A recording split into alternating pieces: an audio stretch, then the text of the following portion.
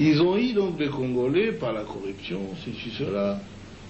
Ils l'ont fait marier à la sœur de James, à une Tutsi, directement. Il a abandonné sa femme à Kinshasa. Il a abandonné sa femme à Kinshasa avec les enfants. Vous voyez encore le problème avec les Congolais. C'est grave. Il nous laisse beaucoup de problèmes. Il est là et maintenant il crie qu'il veut venir. Hein? Bon, le voilà devenu un chef de guerre de la rébellion. Et ils sont allés ramasser tous les autres rebus que vous connaissez. Les Tambo Mwamba, les Zaidi Ngoma, l'autre là, Lunda Boululu, Wamba Diawamba. Et vraiment une kermesse de gens, en tout cas, corrompus et inutiles.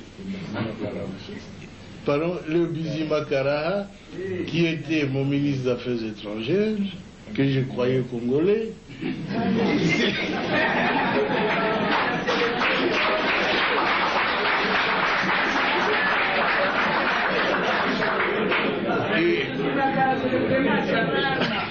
à ma très grande surprise, quand j'avais demandé à cette armée de se retirer, et avait déjà fermé des valises, ils disent, leur armée se retire, ils se sentent en insécurité. Je dis, mais non, votre armée reste. C'est l'armée rwandaise qui se retire. C'est pas la vôtre. Mais ils ont disparu. Et j'ai compris qu'ils n'étaient pas congolais alors. Parce que l'armée qui s'est retirée était rwandaise. Un ministre congolais, un ministre d'État a disparu. Un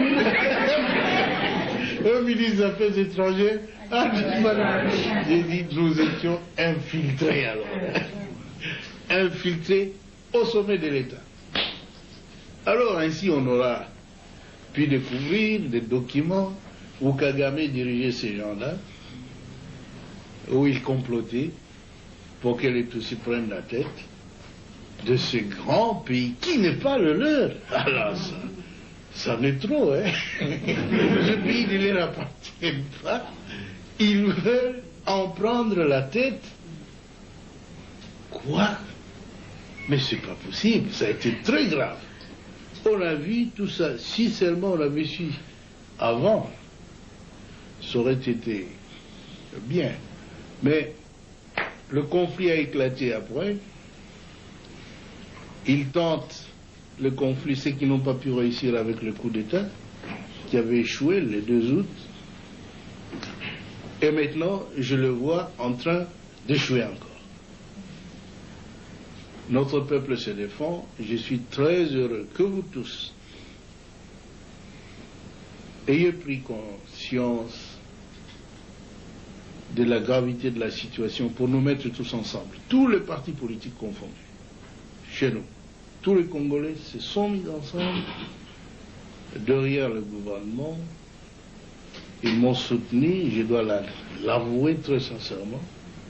Et je ne sais même pas ce que je ferai pour les rendre ce qu'il faut.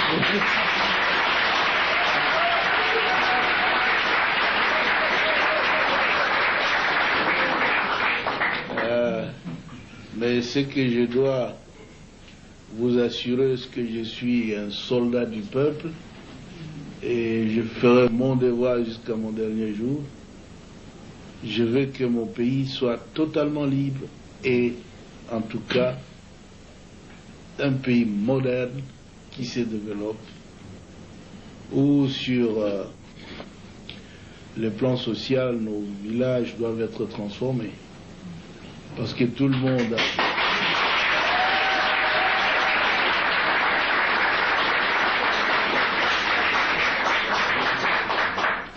beaucoup de nos élites, beaucoup d'intellectuels, beaucoup de citadins, de gens de ville qui sont habitués à la vie, ont peur de rentrer dans nos villages.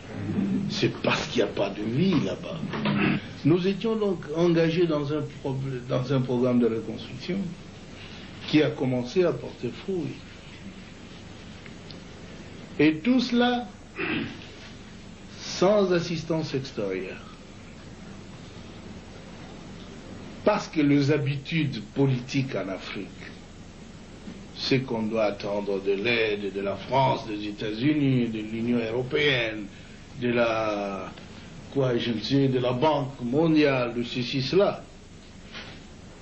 Mais nous avons dit, depuis quand nous luttions, longtemps, nous disions que notre lutte, c'est la lutte de l'intelligence contre la force brute. La force brute.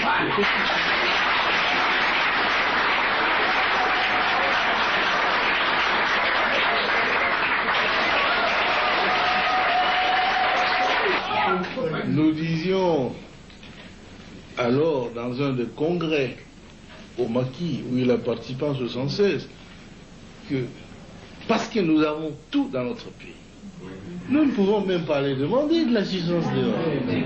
Il faut utiliser l'intelligentsia nationale pour transformer tout ce que nous avons.